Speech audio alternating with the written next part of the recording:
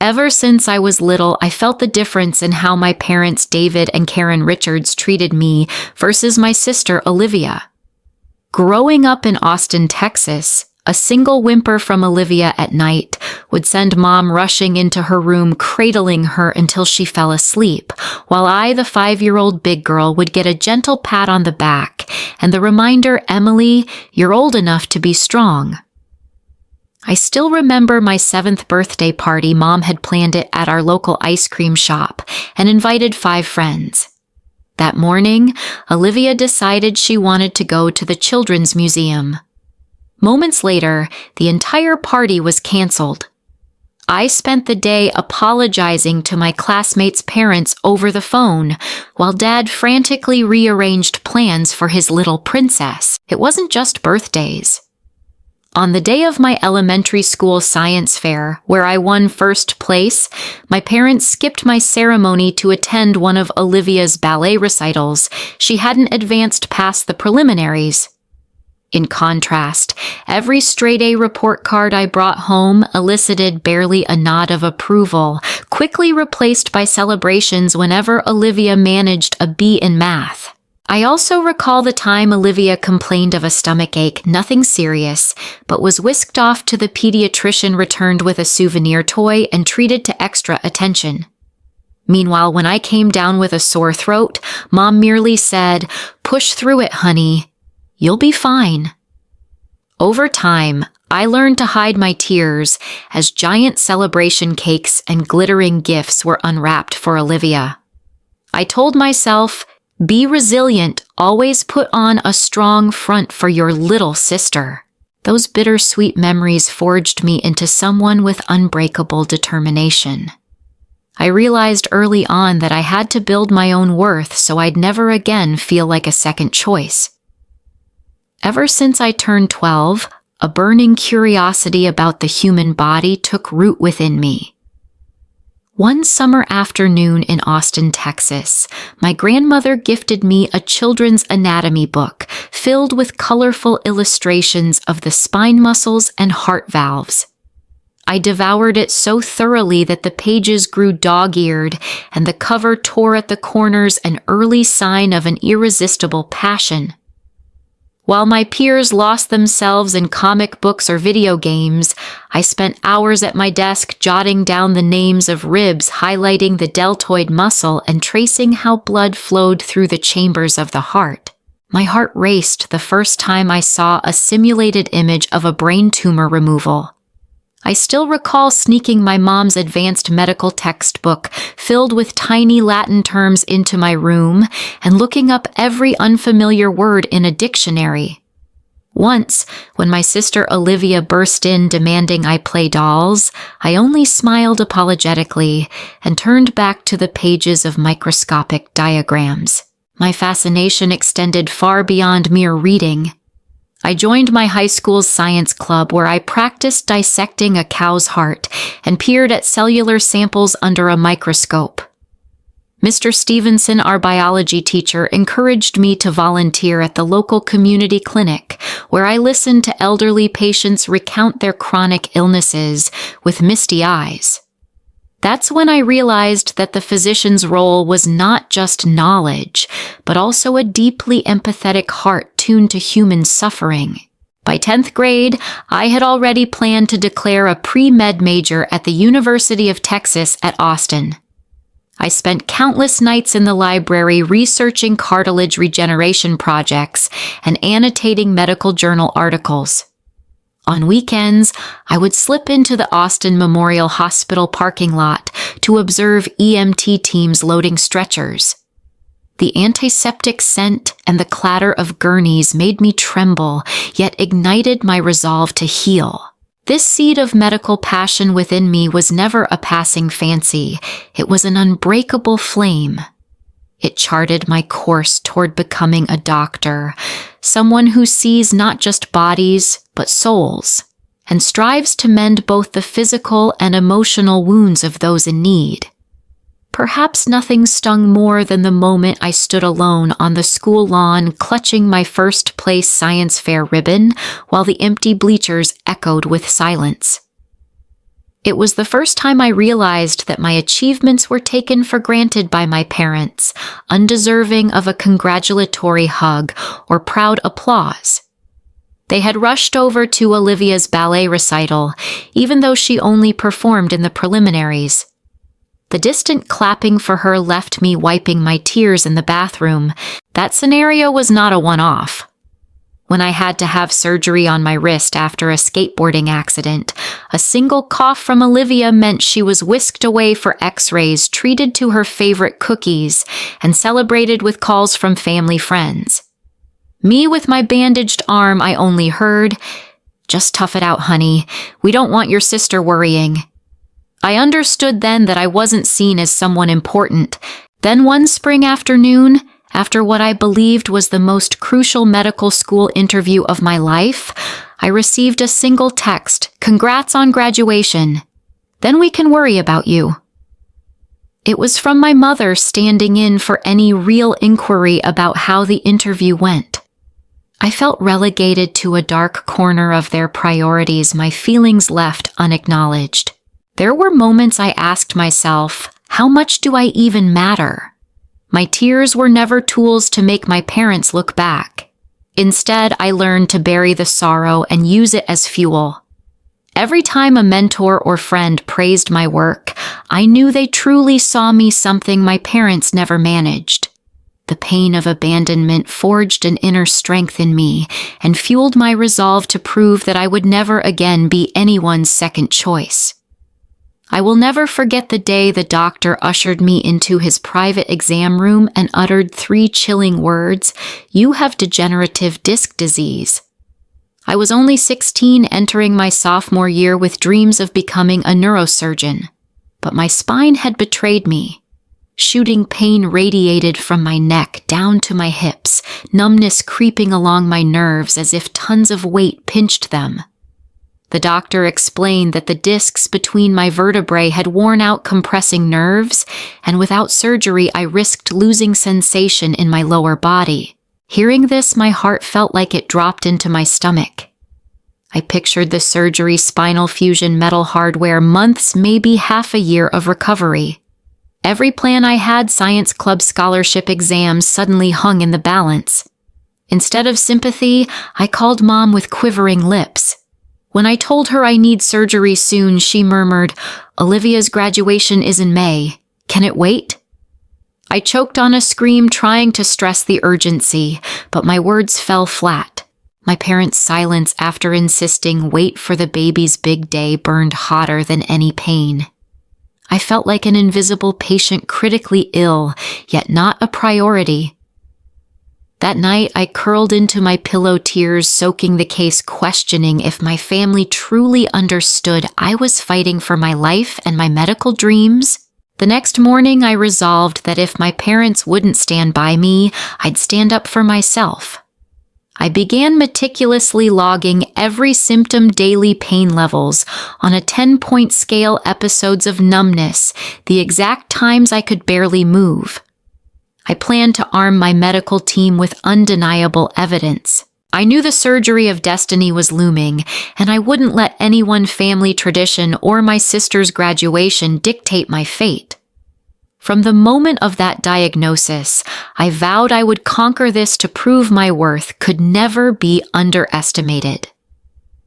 That morning, before the Austin sun had fully filtered through the blinds, I was wheeled onto a gurney and rushed into the OR. My heart pounded with fear and anger. Why did my most crucial day have to coincide with my sister's graduation? As I rolled down the corridor under bright surgical lights, the echoes of prep for surgery and anesthesia ready swirled in my head. Everyone around me focused on the routine, adjusting my hospital gown, checking my blood pressure, placing IV lines. All I could see was Nurse Sarah in her teal scrubs. She had cared for me for over 2 hours during my prior recovery, and her gentle smile and firm grip on my hand gave me solace.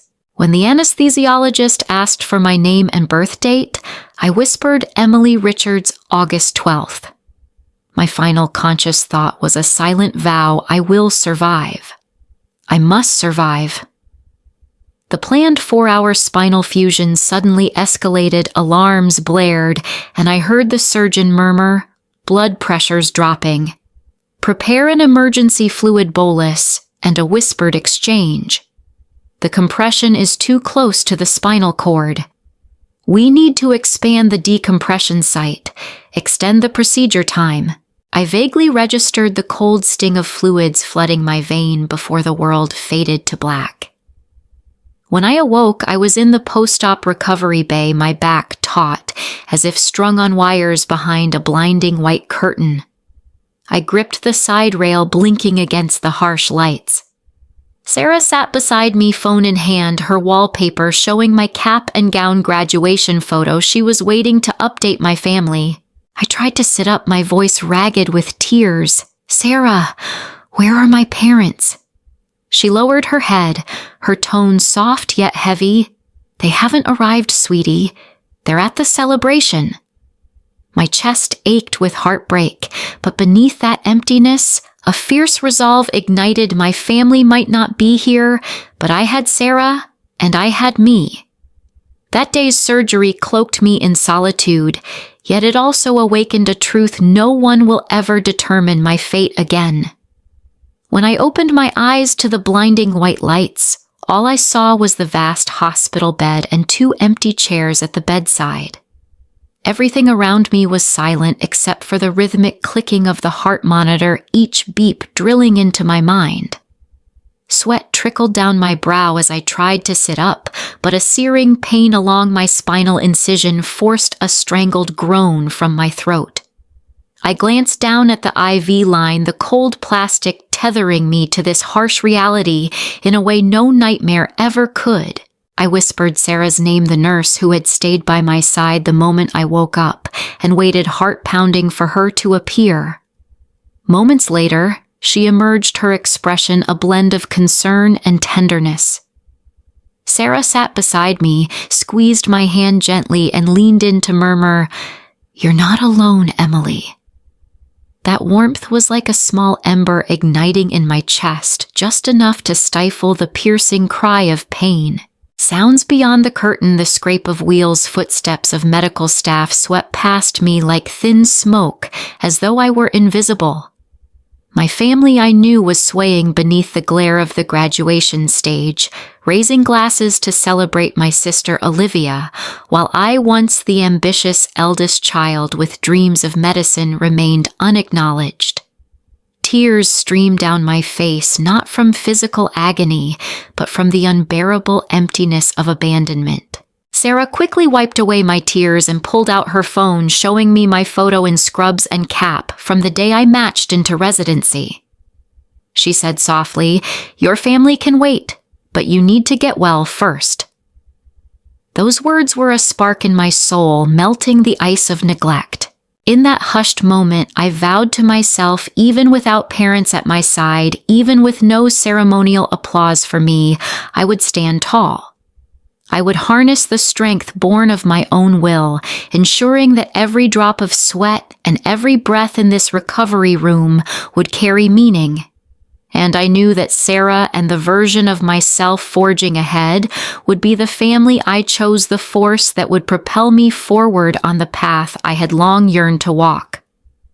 After that harrowing surgery, I vowed that every stitch would stand as proof of my own strength. Returning to the classroom, I enrolled in the MD program at the University of Texas at Austin with more determination than ever. Each morning, I rose at 5 a.m. to run around Lady Bird Lake for physical endurance. Each evening, I burned the midnight oil at the PCL library, dissecting neurosurgery lectures and meticulously annotating clinical studies.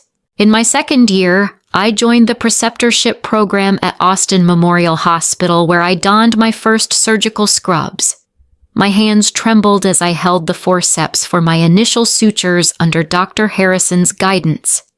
The pressure was immense, but I refused to flinch. I knew I was paying the price for my dream of saving lives. Meanwhile, beneath the fluorescent lights of the anatomy lab, my classmates and I dissected bovine hearts late into the night. I learned to coordinate hands, eyes, and mind within the cramped surgical field. The sweat mixed with the antiseptic smell created an indelible memory of dedication. The pivotal USMLE Step 1 exam loomed, and I scored in the top percentile, securing admission offers from renowned medical schools in Boston. Yet I chose to stay in Texas. Austin Memorial had become my second home. I applied to the neurosurgery residency program and earned a partial scholarship based on my research into disc regeneration techniques. Working 80-hour weeks, I volunteered on a project to improve postoperative care protocols. When colleagues complained of burnout, I took extra weekend on-calls, determined that no patient would lie alone without someone at their bedside, as Sarah had stayed with me. 3 years later, under Dr. Harrison's mentorship, I was named chief resident. The night my name was announced at the residency ceremony, my heart stilled. This title was more than an accolade. It was proof of my journey from the abandoned patient to a respected physician. I had finally affirmed my worth and reclaimed my dignity.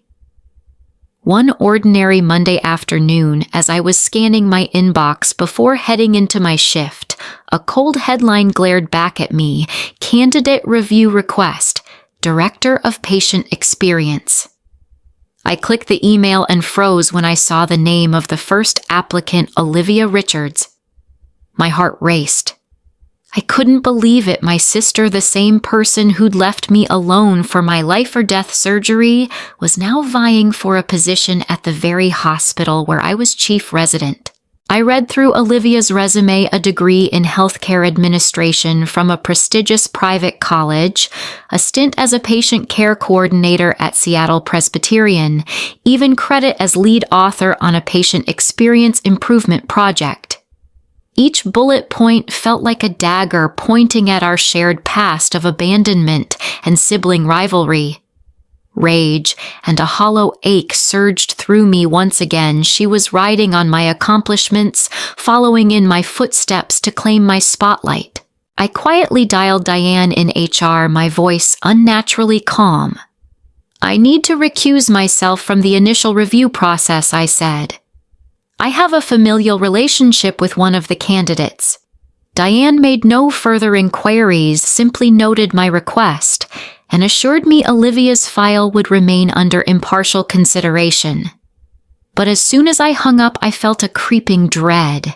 If Olivia advanced past the preliminary round, I'd have to watch her walk into my own office, as a peer invading the space I had bled and toiled to build.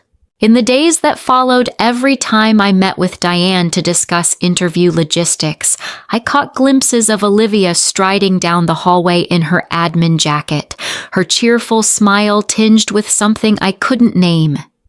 Each sighting transported me back to the night I woke in the recovery bay alone and steeled my resolve to maintain professional composure. Olivia's unexpected return was not just a personal shock. It struck at the core of my professional identity. I reminded myself, no matter how she re-entered my world, no matter how tumultuous the past, I would stand firm. This was more than evaluating a candidate. It was about safeguarding my self-worth and the standards of excellence I had fought so hard to uphold. That day, I had just finished morning rounds when the office line buzzed. "Dr. Richards, a visitor is here to see you," my secretary announced. Before I could react, I stepped out into the hallway and saw Olivia standing by the door, clutching a coffee and a few bags of takeout. Unannounced, she smiled as if we were about to have an everyday chat. "Do you have a moment?" she asked, her tone soft but expectant. I gestured her into my office, a space usually filled only with patient files and monitors, and closed the door behind us. The atmosphere thickened instantly. Olivia set the coffee on my desk and sank into a chair, her face taut with tension. "Thanks for meeting me," she began. "I just want to learn more about the workplace culture here, what really matters to patients as you shared with HR. I paused, locking eyes with her. "You know I can't share any insider details," I replied quietly. Olivia glanced down, then looked back up pleadingly. You're on the interview committee. A few general tips would mean the world. I'm not asking for confidential materials. Her words sounded sincere, but I remembered the sight of her walking the corridor in her admin jacket, oblivious to the tears I shed on that hospital pillow. I placed my hand on the cold coffee cup. Olivia, I recused myself from the initial review because of our relationship. You have to earn this position on your own merits, not because of me. She swallowed hard, her voice wavering. I know, but I really need this job. I drew a deep breath, maintaining my composure. You know the terms. I won't sabotage you, but I won't show favoritism either. Your fate lies in your interview performance and credentials. In that hushed office framed by sterile walls, we both confronted the weight of our past and the pressure of today. Olivia nodded slowly, sorrow flickering in her eyes. Thank you for your honesty, she whispered before standing. I offered a slight nod, my heart heavy yet resolute. That fateful encounter didn't promise reconciliation. It solidified the boundary between family and profession, between the need for recognition and the duty to uphold standards. The interview was scheduled for 9:30 a.m. on Thursday in a glass-paneled conference room flooded with white light. I sat at the head of the table, flanked by Diane from HR, Dr. Phillips, the hospital director, Dr. Patel, the chief of internal medicine, and Dr. Lawson, the director of patient services. When Olivia entered, she wore a charcoal gray suit and stood tall, her eyes bright with confidence. Each panel member greeted her with polite smiles, but I sensed the quiet tension lingering between us. Dr. Phillips began. Ms. Richards, our institution must balance medical ethics and operational efficiency. Describe how you would respond if a post-operative patient experienced a critical complication. Olivia nodded and replied in a measured tone, I would immediately activate the emergency protocol, ensure nursing staff is at the bedside, contact the attending physician, and provide timely updates to the family. Her response was concise, yet I noticed she skirted specifics about the manager's ultimate responsibility. Dr. Patel followed up. You led a patient experience initiative at Seattle Presbyterian. How did you measure patient satisfaction to inform policy adjustments? With a bright smile, Olivia cited a 22% increase in satisfaction scores derived from internal surveys. As I awaited my turn, I jotted down notes. Those figures seemed unanchored without external benchmarks, and I flagged them for our final discussion. When it was my turn, I maintained a professional composure, Ms. Richards, due to our familial relationship. I have recused myself from the preliminary review. I want to remind you that all priorities here are based strictly on objective merit. Olivia lowered her gaze, then looked back up. I understand and respect your decision. I gave a slight nod, keeping my expression calm, even as my heart raced. Dr. Lawson posed the closing question. If selected, how would you ensure transparency and prevent conflicts of interest? Olivia answered, I would fully disclose my relationship with you.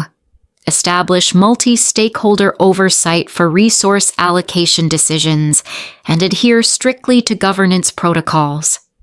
Her response demonstrated genuine professional awareness, dispelling any notion of riding on your coattails. As the interview concluded, I stood to shake her hand. Olivia offered a relieved smile. I knew this interview wasn't just about filling an administrative role. It was a final test of her capabilities. Deep down, I felt proud that I had upheld the highest standards of fairness and professionalism despite our shared past. Less than an hour after the interview, I was returning to my office when the door burst open. My parents, David and Karen Richards, stormed in alongside Olivia, their faces a mixture of panic and rage. Emily, you can't just let her fail, my mother shouted. My father urged, "You can intervene." Olivia's voice trembled.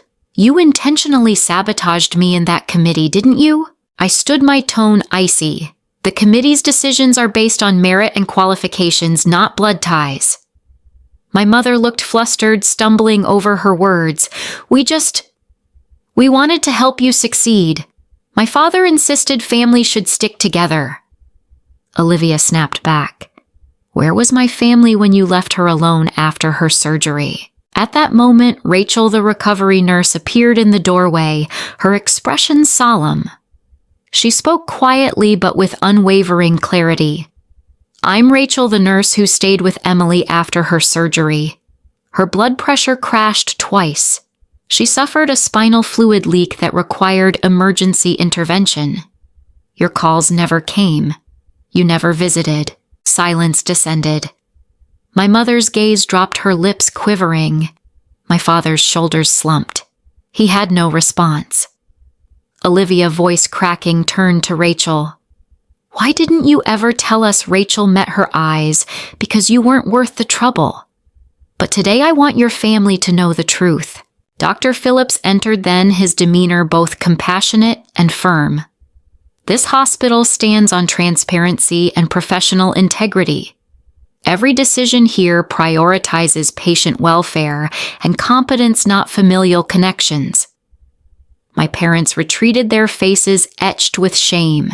I looked at them, feeling a powerful clarity. My family's betrayal hadn't destroyed me. It had ignited my self-respect. In that moment, I affirmed to myself that a true home is where one is met with genuine care and concern, not merely shared DNA. My family had been unmasked, and I found freedom in that truth. The morning I received Dad's apology email, my heart skipped a beat. His belated admission about my surgery and his simple, "I'm sorry," cracked open a small door of hope. But I didn't rush through it. I knew rebuilding trust